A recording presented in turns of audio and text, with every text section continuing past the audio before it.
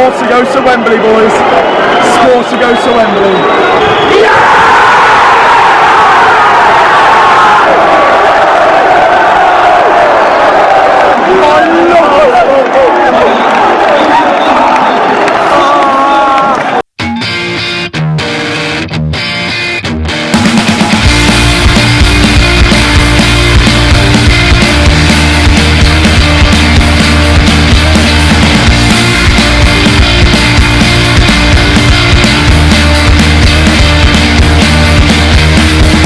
So hello and welcome to episode 7 of Utv Podcast. I'm delighted to say that I'm joined by Max Stokes off Villa on tour. It's a real privilege to be speaking to you today. So how are you? I'm not too bad, mate, in terms of, personally, but it's not great with Villa at the moment, is it? But no, I'm okay. Yeah, that's really good stuff then. So, may as well get stuck in there. So Liverpool yesterday, what were your thoughts on the performance and the result? I think the performance was better. I think, yes, obviously the familiar feeling of losing a game again, which is overall just not what we wanted. But I don't think anyone expected us to win that game, did they really? And the performance was better. It was. I think there was a clear game plan there that, you could visibly see what we were trying to do, which I haven't seen in the games against Wolves, Newcastle, etc. There wasn't a game plan there. It was just, hope for the best. But that was definitely something there against Liverpool. It's just, I know they weren't at their best and they're the champions of England, but I think they were there for the taking. I just think the lack of quality up top, that was it. Like, if you've got someone who's scored 15 goals this season and has got confidence going through their veins, we may have scored. But I just think you look at Trezeguet, El Ghazi and Davis as the front three, they're never going to cause Gomez and Van Dijk too many problems. But I don't think you can blame Smith for that. I think it's literally just the quality that we've got. That we don't have. That's the thing. So there was a game plan there. We'll probably try a similar thing against Man United, but it's crunch time now, and we've got to start picking up points. Performances are better, but we've got to get points from somewhere. Yeah, I mean, I'm with you. To be fair, I thought the performance was good. It was there, and it was nice to see, like you say, that we had a plan. And I think Dean Smith spoke in interviews before about having a plan, setting traps, and he spoke about things like that. And it was good to see that we did look more enthusiastic and like you say, we had the plan. So moving on to say the fixtures that we've got to come, how do you see we can get these points? I don't see anything on Thursday against Man United. I think they probably are. They are the best side since the Premier League's restarted. They've got so much quality. I think they're such a massively different side from even the Man United from last season. I think they're so much better. You look at Mason Greenwood, who's just been incredible in the last couple of games, scoring goals for fun. Rashford is ridiculous. Martial's found his form. Bruno Fernandes is incredible. Pogba. So I can keep on reading off these names, and it's scary because. Yeah. The fixtures we've got aren't easy. I think after that we've got Crystal Palace, and I think even after the Man United game we could be cut adrift because Watford have got Norwich, haven't they? Yeah. So if they pick up 3 points there, and we, as I expect us to lose against Man United, we could easily be 4 points adrift. And even if we do beat Crystal Palace, which is a big if because they're decently organised side, it's going to be tough. It really is, and I think we have to win that Crystal Palace game if we stand any chance of staying up. I think after that. Everton, they may be going for Europe. It depends on how they get on tonight. But then Arsenal again, they're finding their form just as we come to play them, which is typical. And then West Ham, hopefully, West Ham are sort of safe by the time we play them because they've looked good in the last couple of games. But to be honest with you, mate, I don't know where the next points are going to come from. I really don't, especially in the next game against Man United. I really don't know where it's going to come from. I mean, I just think hopefully on Thursday night, if the application is the same, we've seen against sort of like Wolves, we was flat. Chelsea, we were flat towards the end of that second half. And that is a positive that I thought we saw yesterday, that although we still haven't won a game and we keep losing, we seem to sort of still have a little bit of confidence going into these games that we can try and stick to a plan. So for me, that is slightly pleasing to still be seen. I think when we got relegated in 15, it was just literally capitulation after capitulation. And I don't really see that at the minute. And so hopefully, like you say, going into like the Palace game, the Everton game, that's where we're going to pick up our points. So, looking at the season as a whole, how have you seen us in the Premier League this season, recruitment-wise, Smith-wise? Do you feel like he is the right man for Villa at the minute? Yeah, I'm a big advocate of Dean Smith. I love the guy. I think, like I touched on earlier, I think it's the quality that we've got, well, the lack of quality that we've got that's been the issue. I don't think Dean Smith is the issue at all. As the season as a whole, I think, the start, maybe up to like November, I think there was definitely positive signs there. I think looking back on Arsenal away, Tottenham away, Liverpool at home, these games where we were so close, Burnley at home where we conceded a goal straight after taking the lead towards the end. These sorts of games that if you look back on now, how vital us throwing that away has turned out to be with us being, nearly relegated, So I think there was positives at the start of the season because I think we've, you look at the last 4 games, bar the Liverpool game the other day, we've regressed, I think, from where we've been because there were definitely positive signs. You look at that Arsenal away game, we look really good apart from the last 10 minutes, going forward, looking like we can score goals. I don't know where that's gone. I couldn't tell you what's happened there or what's happened. So that's a really tough one. I think the turning point in the season for me was that Burnley away game. And us losing Tom Heaton, even Wesley. He's got a lot of stick this season, Wesley, but he really found his feet in that game. He got his goal, and if he didn't get injured in that game, he may have scored 10, 15 goals. Who knows? So that's definitely a turning point for me. But I don't know. We have regressed from the start of the season. It's really worrying to see because we were shipping goals, but we were scoring them as well. But then now we can't score them at all, and we've looked a little bit better defensively, but we can't score to save our lives. We get a lot of set pieces because Jack wins a lot of fouls, as we all know, but we look dreadful from the set pieces. Corners hitting the first man, going short, going straight out for a goal kick. It's awful. So it's difficult. We don't help ourselves because when we find a solution to one issue, we just find another issue, and it's not. Yeah, it was like yesterday. To be fair, we looked quite decent first half, and then Jack kept going down, and then you're thinking, oh my god, if he finishes this now, we're done for. And then Mings goes down, and you're thinking, like you're saying about the Burnley game, it's just like one thing looks good, and then we have a nightmare on the other side of things. So let's look at the next, our next 5 games. Then, how many points do you see us getting? Okay, I'll go through them. Man United, I don't see us getting anything there. Crystal Palace, I think, because it is such a massive game and we simply have to win that, I think we will. So we'll get 3 points there. After that's Everton. I don't really see us getting anything there. Maybe a point, if we're lucky. Arsenal, don't see us getting anything there. And then West Ham, hopefully, like I said earlier, they'll be safe by then. So 4 or 5, what will that take us up to? 31, 32? It's going to go down to the wire, isn't it? I don't know. I think it is that Crystal Palace and West Ham game we have to win. If we can get 6 points there and maybe nick a point somewhere else against one of the bigger sides, maybe we'll be okay, but that is a big if.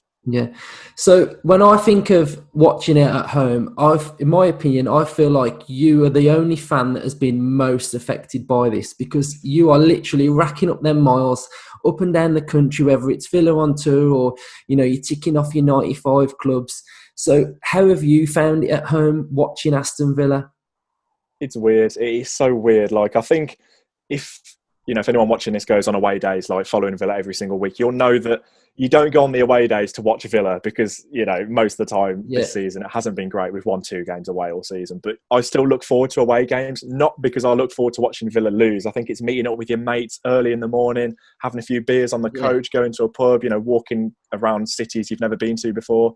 That is what I love more than watching Villa lose every away day. So that's definitely something I've missed out on. And, if you're watching it in your living room or wherever, it's I don't know, it's quite hard to explain because you have to focus on the game more. But if it's an away day, you've got the whole day as a whole to take away.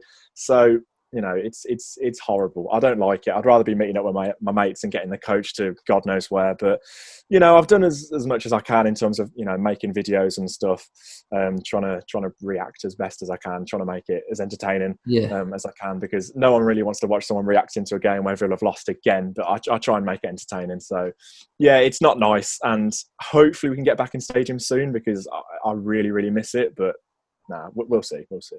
So moving on to this then. So the life of a vlogger. So obviously there's a little bit of a stigma with, say, the older generation of football fans when someone turns up with a camera and he's, recording at matches. What's your views on it then? How have you started that journey and how do you see it developing in the future? Yeah, I think like you said, a small minority of people really don't like it, which, fair play. That's your opinion. That's absolutely fine. But if you sort of don't like vlogging, just don't watch it. It's as simple as that. Like if you're stood next to me in the ground and I've got a camera, it's not like I'm shoving it in the air, putting it in people's faces. I keep it nice and discreet to myself, and try not, I don't affect anyone around me, which I think a lot of people don't sort of realise. I think they, like I said, expect me to be waving it around and stuff, but I keep it discreet. And, like I said, if you don't like it, don't watch it. Simple as that. I do it for the people that do enjoy it. But, I started doing it 2.5 years ago. I just took a camera to a game because I enjoyed, filming things and putting it on YouTube for people to see. I just kind of did it at the start for my mates to see. And then it started, because Villa were winning quite a few games back in the Championship. It started to get, a bit of recognition and people enjoyed watching them. And, we sort of had our own characters on the channel because we like to have a laugh and things like that. So that's why I think it's been quite successful, Villa on Tour, because we have our own characters and we make it as funny as we can. But no, I'm really enjoying it. I know you get a little bit of hate with whatever you do, you're going to get hate, but 99% of, feedback I get, whether it's in comments or on social media, people, are nice. And even in real life as well, people coming up to me at Villa games and saying how much they enjoy the channel and things like that. That is really what makes it for me, and that's what makes me want to continue it. So I'm enjoying doing it. It's not been great this season with Villa not picking up many wins at all, but now people are still watching it. I'm enjoying doing it, so I'm going to try and continue it as much as I can. Yeah, I mean, for me, I think it's brilliant because obviously I've got a season ticket and I go to the home games. I go to the away games when I can.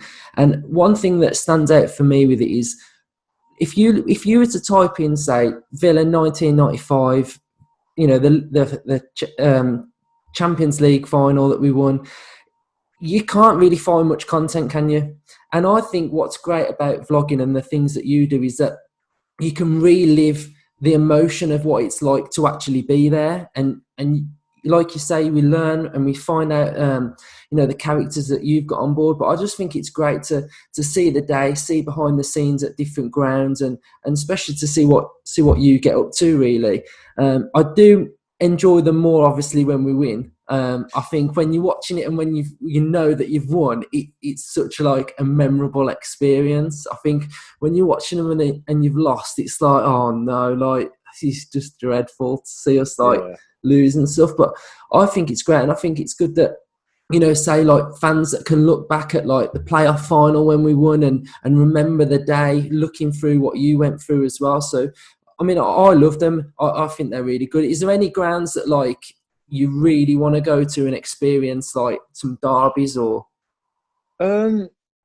I think going to the big grounds, like, because I started Villa on Tour in our second year in the Championship, so it's getting a bit boring going to Barnsley and Millwall, But this season's been different when we've gone to Man United and Tottenham, and yes, like we've lost them games, but it's just going to these grounds and going to these big clubs, and it just been quite exciting. I think Man United was the one for me that was quite enjoyable, obviously because it's the only big ground that we've actually picked up any points at. So definitely Old Trafford this season was the one for me. But just touching on the vlogging thing as well, like you said, I've heard a few people watching my stuff say, oh, well, I was at the game, so why would I watch the vlog sort of thing? Well, that's fine, but 10 years down the line, like you said, the big games, the playoff final against Derby, or the semi-final where we won on penalties. If you click on the video and you can just remember that, and it brings back all the memories and stuff. And even because Villa are such a big club, they've got fans all over the world. Not many people are going to be able to get to the game, so they can look at what I do from a fan's perspective, and it just makes it seem real in a way rather than just watching it on TV. So that's why I do it. Especially, I get lots of comments from people in Australia and stuff that enjoy watching it. So that's what makes it for me, and that's why I really enjoy doing it. Yeah, and to be fair, I've had like a few comments off people in like Australia and Norway, especially, that they find that the football that they get to watch there and the content that they want, it's really difficult to see. So they feel like they're more involved when they actually get to watch sort of like podcasts or football vlogs, and I just think it's great for those guys as well, because obviously we're lucky enough to get to actually go to the home games and the away games, but don't forget there's different fans for Villa all over the world that would love to be in our position to actually get to go to the game. So watching your vlogs, it's brilliant for them. So I just want to ask you a few little like quick fire questions then. So what is your favourite ground? You don't have to say Villa, but what is your literally like your favourite ground, whether you've been to it or you want to go to it? I think in the Premier League, I'd say Tottenham. Inside, it's amazing. Outside, I'm not such a massive Yeah. up there as well for me. Designed by the same people that did Villa Park, I think. So it's very similar. Yeah. That's why I like it. So definitely Ibrox and Tottenham for me. Both incredible. Cool. What about the worst ground? Ooh.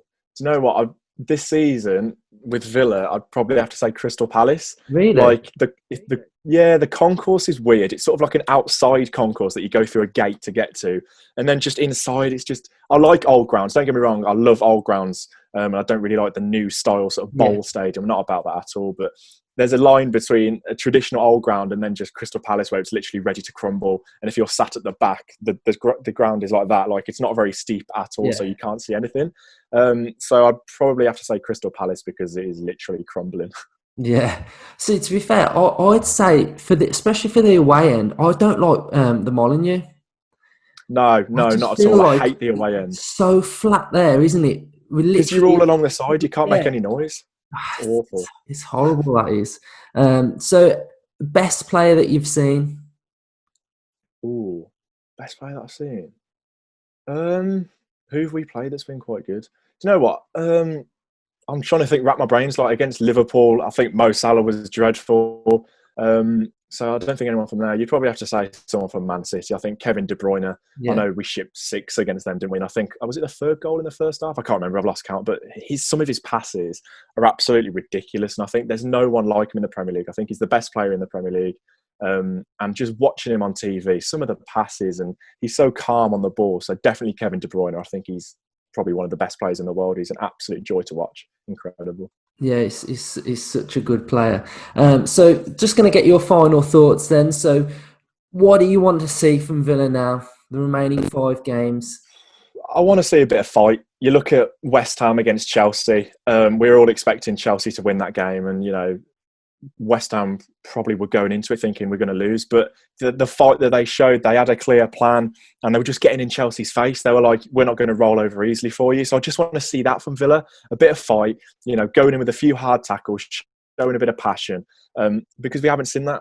Yeah, okay, maybe apart from Liverpool the other day. But we just sort of, you know, when they get the first goal, you just don't see Villa getting back into it because we don't score goals at the moment, let's be honest. So once the other team scores first, you sort of think, well, that's it. What's the point? So I don't want to see that sort of attitude. I want to see us go into it and just, we have to go for it now. Like we are running out of time. We're running out of games.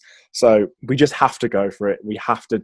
I said it in my video against Liverpool. I'd rather lose 2 or 3-0 going for it than just lose 1-0 and just roll over and take it. So just a bit of fight and so a bit of quality from somewhere. Yeah, I'm with you. I think for me, as long as the application's there, we can't ask for much more because we're trying our best. So we've literally tried everything at the minute, apart from going for it. But I'm going to ask you one final question then. So where are you going to be vlogging next season? What league? I hate to come on here and be negative, but I just can't. I'm just being realistic. I'd love to come on here and say, yeah, look, we're going to pick up 6-9 points, whatever, and we're going to be fine. But I just don't see it. I really don't see it. I think it's between us and Watford, isn't it? And I think, I'm not sure. I watched Watford's game against Chelsea and they didn't look amazing. But their fixtures are better. Like I said earlier, they've got Norwich coming up. So I do think it's going to be close, but I do think we are just going to go. Unfortunately, I'd love to stay up because I think Dean Smith could, you know, get in a few more players over the summer and we'd look better definitely next season. But if we go down, we're going to lose our big names and it's not going to be nice at all. But hopefully we can bounce back. I'll definitely keep Dean Smith if we do go down. But we'll see. Definitely. Cool. So it's been great chatting to you, Max. It's nice to finally get to meet you. Yeah, you too, mate. Thanks for having me on. Really enjoyed it. Thank you very much.